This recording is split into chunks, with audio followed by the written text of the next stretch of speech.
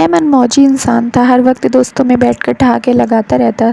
घर में पत्नी 9 महीने की प्रेग्नेंट थी, उसे मेरी ज़रूरत थी, मगर मुझे कहाँ परवाह थी। घर लौटा तो उसकी तबीयत ख़राब थी, उसे अस्पताल छोड़कर वापस घर जाकर सो गया। 4 घंटे बाद मेरा बेटा पैदा हुआ। मैं भागकर अस्पताल गया तो डॉक्टर बोले मेरा बेटा पैदाइशी अंधा है।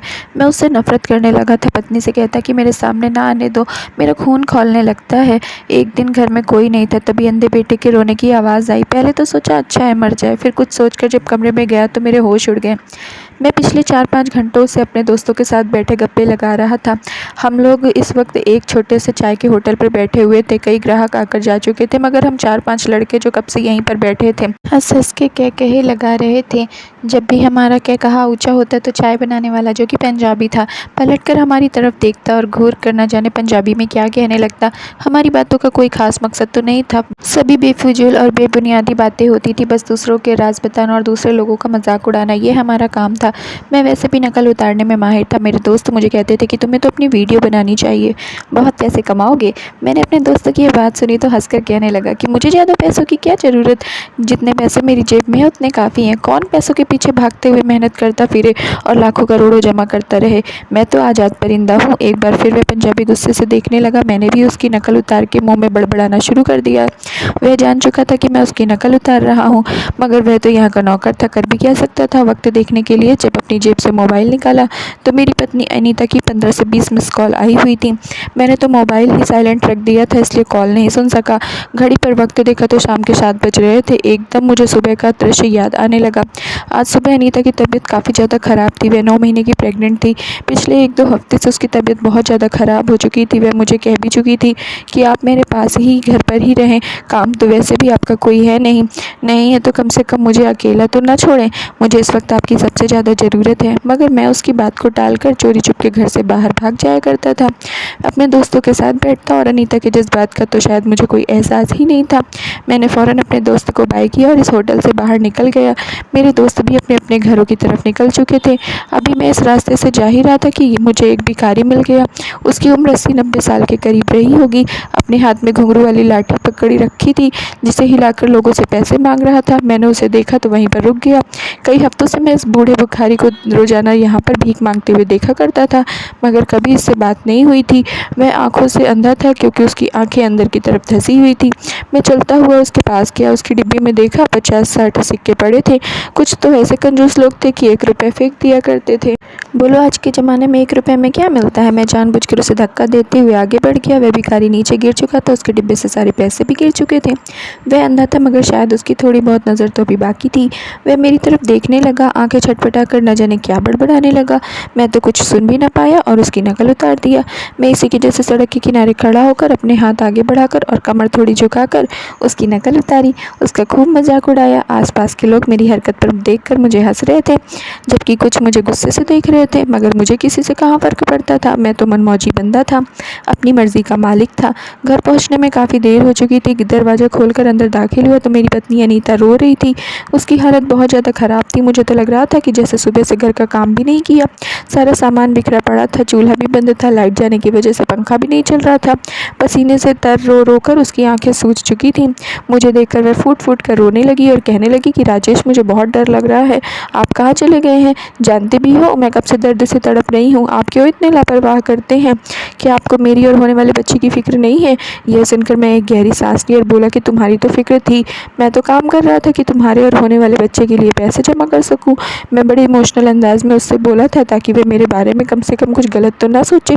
खैर दिल ही दिल में मैं भी थोड़ा शर्मिंदा हुआ था। मैं फ़ौरन से अनीता को लेकर अस्पताल गया, जहाँ डॉक्टर उसे अंदर लेबर रूम में ले गए। तकरीबन रात के 1 बजे थे और मैं वहीं बेंच पर बैठ चुका था, मगर बार बार नींद की वजह से मेरा सर लुढ़क रहा था। इसलिए मैंने उस नर्स को न जाने लेबर रूम में क्या क्या ले जा रही थी उससे रोककर कागज़ पर नंबर लिख दिया। कहने लगा कि मैं घर जा रहा हूँ, जब बच्चा पैदा हो जाए तो मुझे बता देना, मैं आ जाऊँगा। उसने मुझे घूरा था, मगर मैं भी अपनी जिद का पक्का था। मैं मज़दूर हूँ, 2-3 रातों से लगातार जाग रहा था, इसलिए घर जाकर थोड़ी देर आराम करना चाहता हूँ। तो थोड़ा नरम पड़ी। मैं घर आया और सो गया। इस बात की मुझे कोई परवाह न थी कि मेरी पत्नी पर वहाँ क्या गुजर रही होगी और मेरा बच्चा किस हाल में होगा। मुझे सोए हुए भी 4 घंटे गुजरे थे कि मेरा मोबाइल बजा। वही नर्स का फ़ोन था। कहने लगी कि आपका बेटा पैदा हुआ है, आप जल्दी से जल्दी जल्द अस्पताल आ जाएँ। यह सुनकर तो मेरी खुशी की कोई सीमा ना रही। मैं भी अपने दोस्तों में अब कहूँगा कि अब मैं भी एक बेटे का बाप बन चुका हूँ। मेरे सभी दोस्त शादीशुदा थे और उन सबके बच्चे भी थे। एक मैं ऐसा था जिसकी शादी लेट हुई थी। मैं अस्पताल के डॉक्टर से कहने लगा कि कहाँ है मेरा बच्चा, मुझे मेरा बच्चा दिखाओ। अनीता तो ठीक है ना। नर्स कहने लगी कि आपकी पत्नी बिल्कुल ठीक है, मगर आप पहले डॉक्टर से बात कर लें, इसके बाद ही आपको आपके बच्चे से मिलवाया जाएगा। मैं खुशी खुशी डॉक्टर के सामने जाकर बैठ गया। डॉक्टर पहले तो थोड़ी देर रुकी, फिर कहने लगी कि दरअसल मैं आपको बताना चाहती हूँ कि आपके बेटे की आंखों में सूजन है। हम पूरी कोशिश करेंगे कि उसकी आंखों को ठीक कर दे, लेकिन अगर सूजन कम होने के बाद उसने आंखें ना खोली तो इसका यही मतलब होगा कि आपका बेटा पैदाइशी अंधा है। यह सुनकर तो मेरे सर पर आसमान टूट पड़ा था। मैं फ़ौरन उठकर अपने बच्चे के पास गया। उसकी आंखें बहुत ज़्यादा सूजी हुई थी, जिसकी वजह से बंद थी। वह बहुत प्यारा था, बिल्कुल अपनी माँ जैसा, दूध जैसा सफ़ेद। मेरी रंगत तो बस फीकी सी थी। जैसे उसे अनीता के पास लेकर गया तो वह भी रो रही थी, मगर फिर कहने लगी कि शायद भगवान की यही मर्जी होगी। मुझे अपने भगवान से किसी भी तरह की कोई भी शिकायत नहीं है। जबकि मेरे ख्याल में एकदम ही वह अंधा इंसान आ गया था जिसको मैंने धक्का दिया था और मुँह के बल गिराया था। शायद उसने मुझे बद्दुआ दी थी और मेरा बच्चा ऐसा पैदा हुआ था। बजाय शर्मिंदा होने की और सुधरने की, मेरे अंदर गुस्सा आ चुका था। मैं भिखारी को गालियाँ देने लगा कि कैसा घटिया इंसान था। अच्छा हुआ कि अंधा निकला। उसकी बद्दुआओं की वजह से मेरी पहली औलाद अंधी पैदा हो गई। मैं अपनी पत्नी और बच्चे को लेकर घर आ गया। मेरी पत्नी को तो बच्चे से बहुत मोहब्बत थी, मगर मेरे दिल में उसके लिए इतना प्यार नहीं था। जब भी मैं उसके पास जाता तो उसकी आंखों को देखकर मेरा दिल खट्टा सा होने लगता था। मैं तो इसे अपने दोस्तों से मिलवाना चाहता था, इसे अपना दाहिना हाथ बनाना चाहता था, जैसा कि हर बाप की ख्वाहिश होती है। मगर यह तो पैदाइशी अंधा है, आखिर वह मेरा सहारा क्या बनेगा।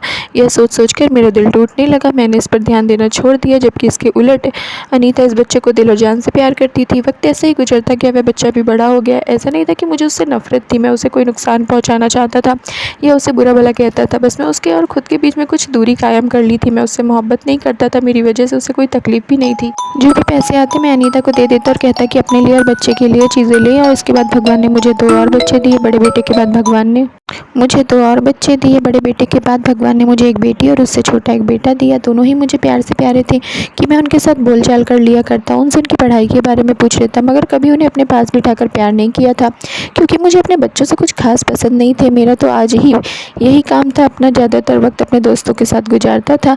रात गए तक जब घर में दाखिल होता तो मेरे बच्चे सो चुके होते। पत्नी बहुत बार कहती कि अपने बच्चों के साथ वक्त गुजारा करो, इनको तुम्हारा प्यार चाहिए। बच्चे चाहते हैं कि उनका बाप उनके पास बैठे, मगर तुम हो कि तुम्हें अपने दोस्तों से ही फुर्सत नहीं मिलती। छोड़ दो ये आवारागर्दी, देखो तुम्हारा पहला बेटा कैसे पैदा हुआ है तुम्हारी हरकतों की वजह से। भगवान ने तुम्हें सजा दी है। पत्नी की बात मुझ पर जरा भी असर नहीं होती थी। इस इलाके में कुछ दूरी पर एक स्कूल भी मौजूद था जहाँ पर अंधे बच्चों को पढ़ाया जाता था। अनीता कहने लगी कि बड़े बेटे जिसका नाम हमने राम रखा था, इसका एडमिशन करवा देते हैं, वहाँ पर कुछ पढ़ लिख जाएगा और चीज़ों की पहचान भी सीख जाएगा, तो इसी के लिए अच्छा है। आखिरकार कल को इसे भी बड़ा होना है। यह सुनकर मैं भी हाँ में सर हिला दिया। मुझे इससे कोई भी एतराज़ नहीं था। अगले दिन अनीता को लेकर मैं अपने बच्चे का स्कूल में एडमिशन करवा दिया। बस मेरा काम यहीं तक था, आगे बच्चे को लाना छोड़ना उसकी जिम्मेदारी मेरी पत्नी की थी। मेरा काम तो बस उसके हाथ में पैसे रखना था, इससे ज़्यादा और कुछ भी नहीं। मुझे तो यह भी याद नहीं कि आखिरी बार मैंने अनीता के साथ बैठकर दिल की बातें कब की थी। धीरे धीरे वक्त ऐसे ही गुजरता रहा और मेरे बच्चे बड़े होने लगे, मगर मेरा रवैया सुधार में नहीं आया। मैं कल की नहीं सोचता था, बल्कि आज जो हो रहा था उसी पर फोकस करता था। उस दिन मैं रास्ते से जा रहा था कि एक 16-17 साल की बच्ची मेरे पास आई। आकर मेरे सामने अजीब गरीब से मुँह बनाकर पैसे मांगने लगी। कभी कोई वास्ता देती तो कभी भीख मांगती और कहती कि मुझे 10 रुपये दे दो। उसे देखते हुए न जाने क्या सूझी कि मैं कहने लगा कि हाथ पैर सलामत है, कोई अपाहिज तो हो नहीं, जाओ जाकर काम करो और अपने हाथ पैरों का इस्तेमाल करो। बस आसानी से भीख मांगने आ जाती हो, जेब तो मेरी भी खाली है, तो क्या मैं भी भिखारी बन जाऊँ। वह लड़की बहुत रो रही थी। उसने अपनी गोद में एक 8 महीने का बच्चा भी उठा रखा था। इस बच्चे को देखकर मैं भिखारी से कहने लगा कि किसका बच्चा उठा कर रखा है, तो वह रोने लगी और आंसू को साफ करके कहने लगी कि यह मेरा बच्चा है साहब जी। मेरी शादी छोटी उम्र में करवा दी गई थी, मगर घर वालों को जब पता चला कि मैंने एक बेटी को जन्म दिया तो उन्होंने मुझे तलाक दे दिया और मुझे छोड़ दिया। पिता के घर आई तो कहने लगे तुझे और तेरे बच्चे को पालने के लिए मेरे पास पैसे नहीं, खुद ही मेहनत कर, इसलिए अब मैं भीख मांग कर अपना गुजारा कर रही हूँ। ऐसा कहते हुए रो पड़ी। उसकी आंखों में बहुत दर्द था, मगर मैं तो जैसे पत्थर का बन चुका था। मुझे तो इमोशनल बातें समझ ही नहीं आती थी। मैं कहने लगा कि अच्छा 17 साल की उम्र में बच्चा पैदा कर लिया, यह काम तो तुम लोगों से ठीक से हो जाते हैं, बस पैसे कमाते तुम लोगों को मौत आती है। बस अमीर इंसान देखा नहीं, फ़ौरन पहुँच गई। चलो हटो यहाँ से। मैं उसकी अच्छी खासी बेइज्जती कर चुका था और वह अपनी आंखों में आए आंसुओं को साफ करती वहाँ से चली गई। उस दिन जब मैं घर लौटा तो मेरी पत्नी अपने बच्चों के साथ लेटी थी। मैं भी जाकर कमरे में लेट गया। मेरा सबसे छोटा बेटा किसी बात पर बहुत रो रहा था। उसके रोने की आवाज़ से मुझे चिड़चिड़ाहट होने लगी थी। मैं अनीता से कहने लगा कि इसे चुप करवा, मुझे सुकून चाहिए। अगर बच्चे रो रहे हैं तो मुझे मसला होता है, वरना यह ना हो कि मैं इन पर हाथ उठा दूँ। फालतू का शोर शराबा घर में मचा रखा है, सुकून नहीं बल्कि चिड़ियाघर बना रखा है। मेरे बच्चे बड़े हो चुके थे। मेरा बड़ा बेटा 13 साल का हो चुका था, मेरी बेटी 10 साल की और छोटा बेटा 8 साल का था। मैं उस दिन काम से छुट्टी पर था क्योंकि संडे था। घर में पास के मंदिर से आरती की आवाज़ें आ रही थी। तभी मुझे मेरे दोस्त की कॉल आई जो कहने लगा कि कहाँ रह गया है तू, हम फलाना होटल में तेरा इंतज़ार कर रहे हैं। हमारा प्लान चिकन खाने का था। मैं भी खुशी खुशी तैयार हुआ, परफ्यूम लगाया, घड़ी पहनी और घर से निकलने लगा कि तभी मेरे कदम ठिठक गए। मुझे रोने की आवाज़ आ रही थी। मेरा छोटा बेटा और बेटी तो स्कूल गए हुए थे और अनीता कुछ देर पहले बच्चों को लेने के लिए घर से जा चुकी थी। फिर यह घर में कौन रो रहा था? मेरा ध्यान मेरे बड़े बेटे राम की तरफ गया। इतने सालों में मैंने एक भी बार राम को रोते हुए नहीं देखा था। क्या वजह थी? मैं फिर भी सर झटक कर अनसुना कर घर से बाहर निकलने लगा, मगर जिस कदर वह रो रहा था मेरे कदम रुक चुके थे। मेरा दिल पिघलने लगा। एक तो वह अंधा, उसे नज़र भी कुछ नहीं आता था और चलता हुआ भी टांग से थोड़ा मसला आता था। मुझे यह सोच आने लगी कि देखो कहीं वह गिर तो नहीं गया। इतने सालों में मुझे यह भी नहीं पता था कि मेरा बच्चा चीज़ों की पहचानता भी है या नहीं, कहीं गिरकर जख्मी ना हो गया हो। मैं चलता हुआ जैसे आगे बढ़ा तो मेरे कदम वहीं रुक गए। राम एक तरफ खड़ा बहुत रो रहा था। उसे रोता देखकर मेरा दिल तो जैसे किसी ने मुट्ठी में जकड़ लिया था। क्या हुआ? तुम रो क्यों रहे हो? मेरी आवाज़ सुनकर वह फ़ौरन रोना बंद कर चुका था। कई कदम पीछे की तरफ हटने लगा, रोते हुए अपनी माँ और छोटे भाई को आवाज़ देने लगा। उसका बाप शायद उसके लिए अनजान था। मैं अंदर शर्मिंदा होने लगा। मुझे तो बताओ, मैं तुम्हारा बाप हूँ। उसने रोते हुए जो बात कही वह सुनकर एक पल को मेरी सांस जैसे रुक चुकी थी। रोते हुए कहने लगा कि मुझे मंदिर जाना। उसके मुंह से मंदिर का नाम सुनकर मैं हैरान हुआ। आखिर उसे मंदिर में जाकर क्या करना था? मैं कहने लगा तो मंदिर में जाकर क्या करोगे? तो वह कहने लगा कि मैं रोज़ अपने छोटे भाई के साथ मंदिर जाता हूँ और वहाँ आरती करता हूँ, मगर आज भाई पता नहीं क्यों लेट हो गया है। आज मंदिर में खास आरती थी। मेरे बच्चे भगवान की पूजा अर्चना करते हैं। अनीता उनकी इतनी अच्छी परवरिश की थी और मैं जिसने आज तक मंदिर का रास्ता भी ना देखा था, उसे रोता देखकर मेरा दिल अंदर ही अंदर घुटने लगा। तो मैं राम से कहने लगा कि मैं तुम्हें लेकर जाऊंगा आज मंदिर। वह हैरान हुआ था। मैं अपने बच्चे की उंगली पकड़े मंदिर की तरफ जा रहा था। हैरानी की बात यह थी कि भले उसे नज़र नहीं आता था, मगर इसके बावजूद वह मेरी उंगली पकड़कर मुझसे आगे चल रहा था और मैं उसके पीछे जा रहा था। अंधा था मगर शायद वह अपने दिल की आँख से सब कुछ देख रहा था। मंदिर में जाकर उसे पहले लाइन में जगह मिल चुकी थी। वह आरती में शामिल हुआ। आरती करने के बाद उसने गीता का पाठ करना शुरू कर दिया। मैं हैरान था कि वह अंधा है, फिर गीता कैसे पढ़ेगा, मगर एक अंदाज से उसने गीता का पाठ करना शुरू कर दिया। मैं किसी मासूम बच्चे की तरह अपने बच्चे को बहुत गौर से देख रहा था। जब शब्दों पर गौर किया तो वही सबक थे जिन पर मेरे बच्चे की उंगलियां चल रही थी। यह दृश्य देखकर मैं फूट फूट कर रोने लगा। मैं शर्मिंदा था। आज मेरे बेटे ने मुझे सीधा रास्ता दिखा दिया था। अब मुझे रोता देखकर वह रुका और पिता बोलते हुए हाथों के साथ मेरी आंखों के पास आकर मेरी आंखें साफ करने लगा। कहने लगा कि पापा आप क्यों रो रहे हैं? क्या हुआ है आपको? मैंने इसी बच्चे को, जिससे मैं 13 साल से प्यार नहीं किया था, मैंने उसे अपने सीने से लगा लिया। लोग मुझे पलट पलट कर देख रहे थे, मगर मैं उनको क्या बताता। मैं सोच चुका था कि मैं अपने बच्चे को उनकी मोहब्बत दूंगा और अपने दोस्तों के साथ बैठना उठना छोड़ दूंगा। ईमानदारी से कमाऊंगा, अपने बच्चों को अच्छी परवरिश करूंगा। घर आया तो अनीता अलग परेशान थी, रो रही थी कि मेरा बच्चा किधर चला गया। जब उसने मेरे साथ अपने बड़े बेटे को देखा तो उसकी जान में जान आई थी। मेरा बदला रवैया देखकर तो वह भी हैरान थी। उसे तो यकीन नहीं आ रहा था कि मैं सुधर चुका हूँ। मैं अपने दोस्तों को भी छोड़ दिया था, बल्कि काम करने लगा था। एक दिन कारोबार की वजह से मुझे दूसरे शहर जाना था। सब बच्चों को प्यार किया और वादा किया कि जब वापस आऊँगा तो उनके लिए बहुत सारे गिफ्ट लेकर आऊँगा। मैं काम के लिए 1 हफ्ते के लिए चला गया, मगर 1 हफ्ते में काम ना हो सका। मुझे 1 महीना वहीं पर रुकना पड़ा। जब लौटा तो सब बच्चे भागकर मेरे पास आए थे, मेरे सीने से लग चुके थे। मैं उनके लिए चॉकलेट और चिप्स, बहुत सारी चीज़ें लेकर आया था जो मेरे बच्चों को पसंद थी। सभी चीज़ें ले चुके थे, मगर मुझे मेरे बड़े बेटे की कमी महसूस हुई जो अंधा था। वह मुझे कहीं भी नज़र नहीं आ रहा था। जब मैं उस बच्चे को आवाज़ दी तो बच्चे और पत्नी सब चुप हो चुके थे। फिर रोते हुए मेरी पत्नी ने जो बात बताया, मेरा तो जैसे दिल सीने में रुक चुका था। कहने लगी कि तुम्हारे बड़े बेटे की मौत हो चुकी है। आपके जाने के बाद उसे बहुत तेज़ बुखार आया था। आपने आने में बहुत देर कर दी और आपका नंबर भी नहीं लग रहा था। मेरा फ़ोन यहाँ पर चोरी हो गया था। मैंने सोचा था घर जाकर दूसरा फ़ोन खरीद लूँगा। फिर मेरी पत्नी कहने लगी कि 1 हफ्ते तक वह बुखार में तड़पता रहा और जान की बाजी हार गया। यह सुनकर मैं एकदम से खामोश हो गया और मैं बहुत ही ज़्यादा रोया। उस बच्चे के लिए मेरे दिल में मोहब्बत अभी अभी उभरी थी। वह मुझे छोड़कर चला गया।